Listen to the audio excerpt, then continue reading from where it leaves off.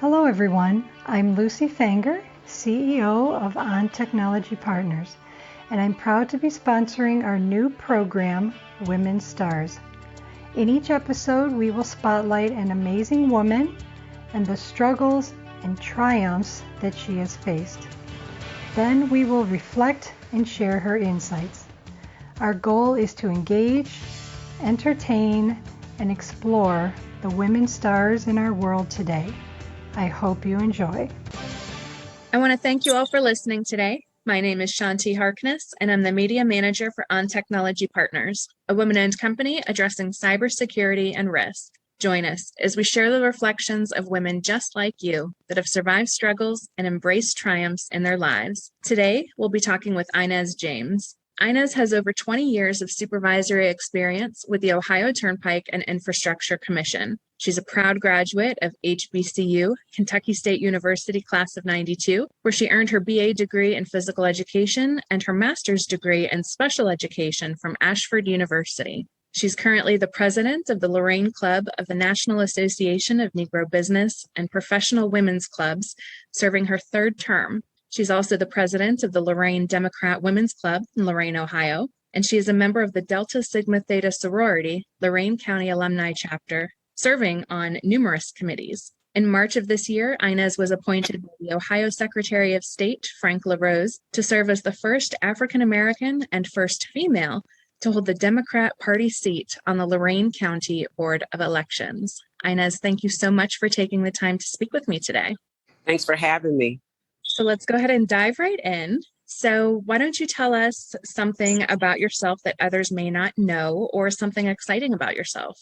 Sure. So something that people may not know is that in my spare time, which is not a lot, I do women in history, African-American history characters. So I do Sojourner Truth in full costume, and I do Mary McLeod Bethune in full costume. And then I also do some poetry of Maya Angelou. Ooh, very nice. That's pretty cool. So now let's dive right into our main question. So we know that triumphs don't come without their struggles, right? So talk to us a little bit about what some of your biggest struggles have been. This can be either professionally or personally, and how you were able to get through those struggles and what kind of an impact it had on your life or career. Sure. So I'd say I'd go far back as 90s when my father was diagnosed with AIDS. And he lived successfully almost 10 years. I was his only child. My parents were never married. My dad contracted it from a HIV user, someone who did use drugs. My dad wasn't a drug user, but he dated someone who disclosed that they were using or did not disclose they were using and had the virus. And he contracted it that way sexually. Transmitted, and I was his caregiver and watched him go from being, a strong person to, he went from, of course, HIV then turned to AIDS, and helping him navigate through that season of his life, and when he passed away in March of '96. For me, it took going to therapy. We actually were going to do a group therapy with other family members who had contracted the diseases. Back then, it wasn't as well. We don't really even talk about it anymore, but it was still such a forbidden, conversation, and people were very negative towards understanding the virus or the disease, I should say. But at any rate, my father passed away before we could go to the class together or to the group session together. And I went by myself and realizing how important therapy is and how it does work. I'm a very secure woman of faith and believe in the power of prayer. But I also know that it takes more than just prayer. Once you pray, you get up and do something. But your community support is so important when you're going through trials, because it wasn't so much I was dealing with a disease, I was dealing with losing my father. And so being able to go through the process of trauma, dealing with grief, and knowing that he's, no longer with me as a young person was something that I look back to this day. And my dad always used to say, if it don't kill you, it make you stronger, So becoming a stronger person and being able to listen and help other people when they're dealing with grief, because of how I was able to work out a walk through my journey with support. Thank you so much for sharing that. And that support system is so, so critical for anything. And just it makes going through any kind of struggle, no matter how small or large, it just makes it more bearable. Yeah. And, knowing that you have that support and that you're not alone, just it gives you that strength. Sure. to continue to push on. Sure. So thank you for sharing that. And did you have any, aside from what you have already shared, did you have any other tips or methods or anything that you used to help you get through challenging times, whether it was, during this time that you just shared or any other time? Sure. I think what's so important, and it is so funny that we're talking about this, because I was having a conversation on Saturday. I had met a young lady. We were at an event, and I was there manning a booth for Harrison Culture Community Center, a center here in Lorain.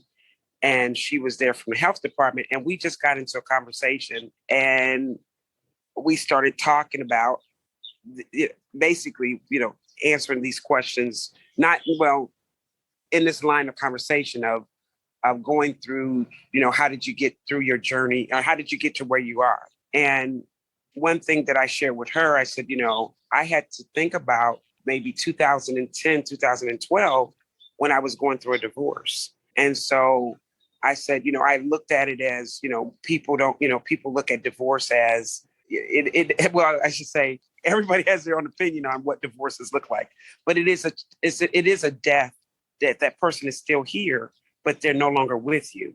So you've lost, and it's a different type of trauma, different type of grief, because that person is still here. And so you're grieving the loss of that relationship and dealing with the pain of it and the anger, or however those feelings that you work out in that. How did I get to where I am to some degree on the other side of it? I joined an organization, and the president I'm in today, Lorain Negro Business and Professional Women. And those women, that community of women, the support I got, the affirmation, putting me to work. That's where I actually did my first poetry, was Still I Rise. And one of the ladies in the group, older, seasoned member, Dottie Washington, she gave me Maya Angelou book of poetry. And we do a women's history tea every year. And it always has a theme. And the theme that year was Still I Rise. And I was the one to recite her poetry, her poem of Still I Rise. And when I read it, from the paper, I thought, man, these words are jumping off these pages. I can't just read this. I have to stand before the audience and, project this, because it's still I rise.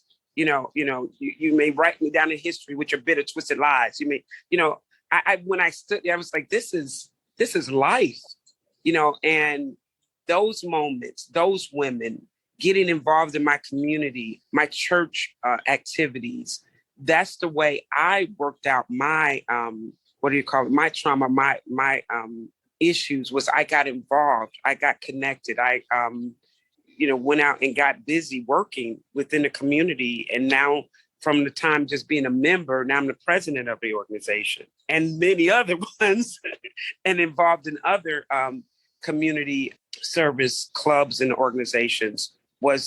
That's the way I dealt with, or how I was able to get stronger and overcome many of the traumas and letdowns and, rejections in my life, was to get involved and get, connected with support people that were doing positive things or doing things to help others. Thank you so much for sharing that. And I love how you said, that those service positions really, really helped you. And I believe it was Gandhi that said the best way to find yourself is to lose yourself in service to others. Yes. And that's something I know from my experience has really proven very true. And that's one of the things that I do is I volunteer quite a lot. And it brings me such joy and helps me to feel connected and makes me feel like, hey, I'm doing something worthwhile and I'm helping somebody else. And I don't have any expectation of anything in return. I'm just doing it for the betterment of others. And when I do that, like I get so much more out of it than what I give. It's remarkable.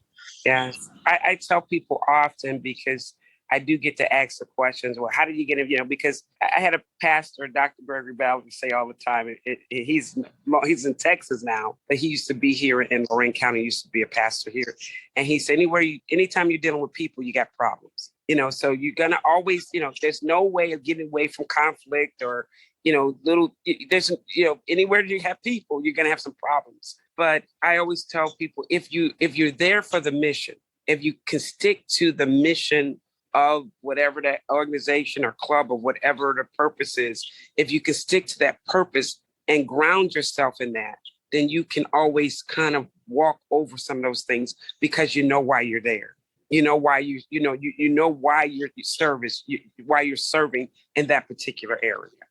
And then I was in Negro Business and Professional Women. We have conferences every year or every other year now, but at one conference, there was a quote, and it was anonymous writer, and it said, after the word love, service is the most beautiful word in the world. And I have, championed that quote and used it in so many different areas because it's so true. When you serve others, besides it just coming back to you in so many different ways, with the purest of heart and doing it for the reasons of, again, the mission. You get so much, I get so much joy, and peace in doing that. It's a remarkable experience. It really is. Yeah. And hopefully this interview helps other people realize that as well.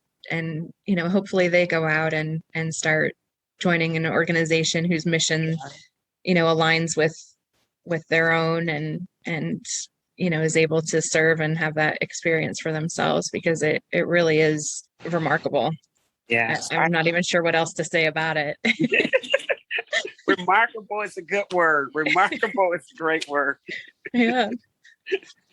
Yeah. It has truly gotten me through so many, like I said, my mom passed away in 2008. And again, just moving, forward and serving. And, my best friend is from Indianapolis, and we went to college together. So we've been friends for over 30 years. Now I'm telling my age. But she said, when I was going through my divorce, she was, journeying it with me. And she kept just saying, go through the process. It's a process. Keep moving through the process. Just keep going through the process. And all of this is a process. If you continue to move forward, if you continue to pray, put God first. I am a praying woman. I pray daily. I'm in a prayer group. We pray daily. It's that process of moving forward and being transparent with yourself first, honest about how you feel, honest about what you're thinking. If you're angry, you're angry. If you're upset, if you cry, you cry. But these things we can no longer, we need to take that stigma off of, how we need to move forward. People medicate themselves to suppress those feelings, but those feelings still got to come out. Yeah. They still have to go somewhere. And so, sometimes we have to, I said, sometimes it's, they say hurt people hurt other people, but it's easier to hurt other people, they say, than to feel that pain and heal. And I think that's what we're missing. We need to heal before we move to something else or move into another situation or relationship or whatever it may be, because we're taking all those things with us. And being just honest with that we have to learn how to not hurt, but to heal first. Because as we heal, we can take that healing and then help somebody else. Oh, such wonderful words of wisdom there. So Inez, let's take a moment now and focus on your biggest triumph. Can you share what that triumph was and what made it so great for you? Wow. I think, the power to forgive. When I went through, like I said, my divorce was it seemed like it was very long. It was a fight. We fought for a long time. I mean, houses, money. I mean, it was a fight. And to get to that other side of that and be able to be cordial, to knowing that you had it in you to do that. It's like sometimes, my mom always said, never say what you won't do. Well, I said a lot of things that I would never do, and I've had to do it. Forgive and truly forgive, and not just that person, other people that I felt that were involved in it, and be able to walk up to them and hug them and have a conversation with them and maybe sit at the same table with them again and move forward. I think that's a big triumph for me, was being able to forgive and heal, like I said, and move in that. So triumph over the divorce and move into the other side of being able to forgive myself, forgive others, get out of pride, just so many things. And that has given me freedom and liberty to open, and it has opened so many other doors for that, through that. That's wonderful. And you're absolutely right. It's a tremendous triumph, especially forgiveness when you perceive that somebody's done some kind of harm to you, and being able to forgive them, and I think a lot of people, mistake forgiveness with not being able to have boundaries. So just because you forgive somebody doesn't mean that you don't have boundaries that you've set with the person. Right. Sure. But you're no longer taking on that burden of, whatever that situation or circumstance was. And you're finally able to let it go. Sure. And, I know, there's been a number of things that have happened to me that have burdened me for many, many years. And when I was finally able to just be like, okay, enough, I'm not going to carry this around anymore. It's not serving any purpose. It's not making me happier. It's not improving my life in any way. Why do I keep carrying it around? Just let it go. And, really, and forgiveness isn't really about the other person. So you can forgive somebody and never say that to them. Like, forgiveness is really about you and your state. And so I love that you shared that was your biggest triumph, because it makes such a difference in how we live our lives and, what we bring into other situations or relationships or interactions. And just, I think you mentioned, experiencing that freedom because of that. And it's so true. So I love that was what you shared as your biggest triumph, because it's a huge triumph. And it's work. And I think, and even to this day, I get people that say to me when they know a situation to happen, how did you forgive them? Why do you speak to them? It's like, because I've learned that, I've learned the secret. I've learned that secret. It's like you said again, it's not about them. It's not about them. It's about you, and just that freedom and liberty you have when you can walk in that victory.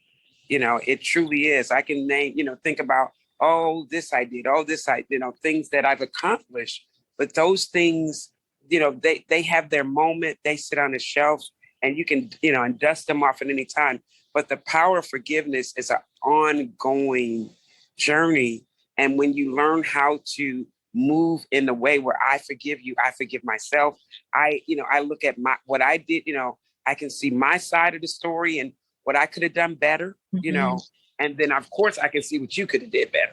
But then, but I can look at it and see what I could have done and how I could have handled it differently. And I move in that strength, and say, okay, I can fix that.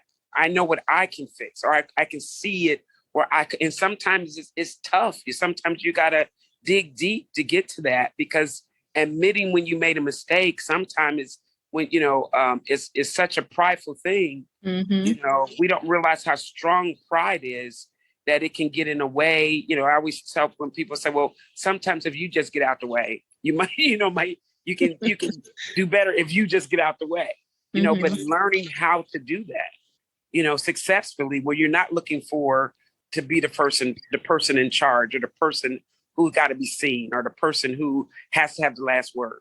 When you can get out of the way and see some of these things and say, yeah, that is me. Yeah, I do have these issues. And, I got to work on that. I could do this better. And sometimes you're not wrong, and being okay with agreeing to disagree, or seeing that person is wrong, and having the power to say, you know what, the only person I can change is me. And maybe through my change, someone else would change. But even if they don't change, I know I can change me, or I know what I need to do to stay in, a good space with that person. And sometimes it's just staying away from them, and knowing how to. And I've learned something. People would say, well, just say you're sorry. I said, you know what? I've learned and I'm at an age where I'm okay with, if I'm not sorry, I'm just not sorry. I'm not going to apologize if I'm not sorry. Now, I can be cordial and I can be nice to you, but if I'm not sorry, I ain't going to apologize to you, and I'm not sorry. It's like, it doesn't mean anything. Like that, but I am this, like, I'm not sorry. What's that saying? Sorry, not sorry. Yeah. It's like, well, and then it's just an empty apology, and what good is that? No, exactly. Yeah. It's living in your true self, and that takes work. But it's like I said, being on the other side of that. I think a lot of the victories and a lot of things that I can say that I'm a part of, or I associate with, or the clubs or the organizations or whatever I'm doing, it has this, getting to this other side of this journey has been so important. And I think is, a lot of the reasons why, these doors have opened, because I always think God won't give you no more than you can handle, and I think at this stage, if I hadn't walked over that, I might not have been able to get to this, or I had not accepted that, or surrendered to this, then maybe I wouldn't been able to, be able to be at this, this juncture, or on this new journey, or on this, in this realm of I call it of favor, so. Thank you so much for sharing that. So, Inez, as women, we juggle a multitude of different things. There's career, family, household responsibilities. Sometimes there's illnesses or caregiving. So how do you maintain a work-life balance? And what do you think that employers could do to be more supportive of that balance? Woo! A loaded question. Yes, that's loaded. I've been on my job going on this October, be 25 years. I've been on the Turnpike. I've been a supervisor, an assistant supervisor for at least almost 10 to 15, maybe 10 years of that, or better, 10 to 12 years of that. And I've been a head supervisor a good 8 or 9 years. So I was really only a toll collector on the Turnpike for maybe almost 2 years, a little bit over 2 years. So I've been in management for a very long time. I think one thing we need to do is have a relationship, our faith, eating healthy, exercise is so stress relieving. Matter of fact, I've been trying to think, okay, I didn't go to gym at 8 this morning. I'm trying to figure out what hour today that I'm going to get at least 30 minutes in. I am a stress eater, so I do have to, realize where if I can get, those things under control or keep that, I need to, balance those things, What do I think employers can do? I think education is, keep education, see their employees, if that makes sense, acknowledge them and appreciate them because, we were during the pandemic, the turnpike, the toll, we were considered essential workers. So the other departments, like Berea, and I don't know if that, where I would say where the commission headquarters, they were all working from home, but us collectors, we're out here collecting tolls, mask on, gloved up, shields, our workers were still out here on the front line. And matter of fact, like the Zoom I have coming up, we had a meeting they've had a Zoom meeting with other departments, and they said, "Oh, we want to do an appreciation for employee appreciation." And so they were saying, "Well, with COVID, we're going to try to have something, in the administration building, blah blah blah blah." And I said, "Well, what about the people who had never stopped working? What about the toll collectors who have been out here and they're not working from home? They're not on Zoom calls. They are here, in real time, reaching their hands out of a window, collecting money from the public while there is a pandemic." And it was almost like a pin drop. It's like we never thought about that. And I brought it up to say, well, since that was, and I'm not saying maybe I wasn't the only one who made it, but at the time I made the comment about it. Since then, they've had appreciate lunches for us. We've gotten like lanyards with the Turnpike name on it. And just the thought, just that little token of appreciation, I can see my interchange or and I call everybody my coworkers, the atmosphere be a little bit more receptive, and say, just that little token of saying, I see you and you're appreciated, says more than, anything, and they send out little thank you cards and put them in each person's mailbox. So just being seen and appreciation, because my mom always says, if I'm paying you, you ain't doing me no favors. That's my mom, and God bless her soul. But I got a lot of mom sayings. So, but that was, she was saying that if I'm paying you, not doing me favors, but still just to say thank you and I see you would be more than I'm not gonna say more than enough, would be the least an employer can do. Not just pay them, not just give them a little bonus in their check, which we are with money is always good, but that's that personal touch of some token of appreciation. I think would be great, and it's nice. I completely agree with that. So let's take a moment now, and if you would just take a moment to reflect on something that you wish you would have known sooner in life and share that with us. Oh, easy. I wish I would have known to drink water.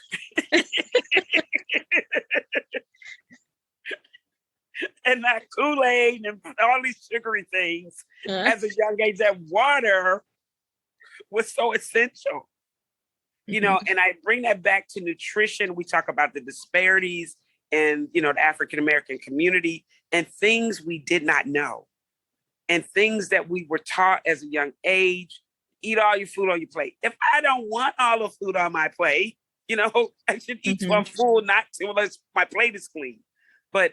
And not saying kids don't eat all the food on your plate. If you want, it's usually healthy for you. Eat your green beans, eat your asparagus. I couldn't stand asparagus growing up. Now I love them. But I think eating healthy, better eating choices, if I knew what I knew now, I'm not saying I would be, I'm not talking about shape or anything. I'm talking about, high blood pressure and diabetes, and those things could be so much more prevented in African-American community if we knew what we are hearing and know now. So what advice would you give to young women that are just beginning their careers, or perhaps a woman who's thinking about changing careers? I would say, write down your goals. What's your 3-year plan? What's your 5-year plan? What do you really want to do? Because I believe you can do whatever you want to do, and there's nothing wrong with changing goals. If you're not happy, you're just not happy, and there's no time frame on when to do it or how to do it, but it usually is in a time and a season for yourself. Listen to yourself. Listen to what you are telling yourself. If it hurts, it hurts. If you didn't like the way it felt, you didn't like it, and hear what you're saying and look at how do I change this? How do I make it better? Do I have to lead a situation? Do I need to vocalize and communicate what I'm feeling? But I think I would tell that young person is to, write down what you want to do. Know that there's nothing you cannot accomplish, and listen to yourself. And the number one thing my mom always says, get an education because they can't take that away from you. Very true. And all of your getting, they say get an understanding, and I say get knowledge and education. Excellent advice. Thank you so much for sharing that. So Inez, if somebody wanted to get in contact with you, how would they get in touch with you? Oh, I am the Facebook queen. You can go to my Facebook page, Inez James, or you can reach, I would say that's the best way. I'm always on social media. I share a lot, and I share a lot of positive things. If people send me stuff, especially if it's positive, I am always putting it out there. I got thousands, not hundreds, thousands of pictures. And when I go to events, everybody know me as the selfie queen.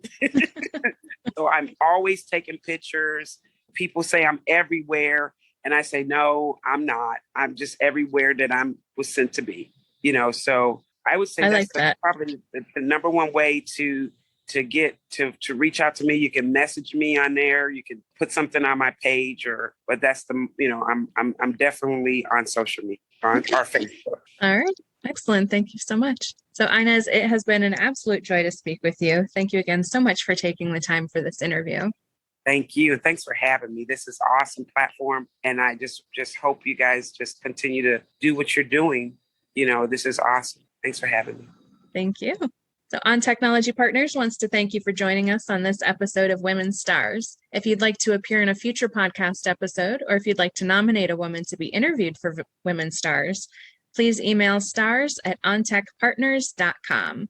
My name is Shanti Harkness. Until next time, have a great day. Thank you for joining us on today's journey.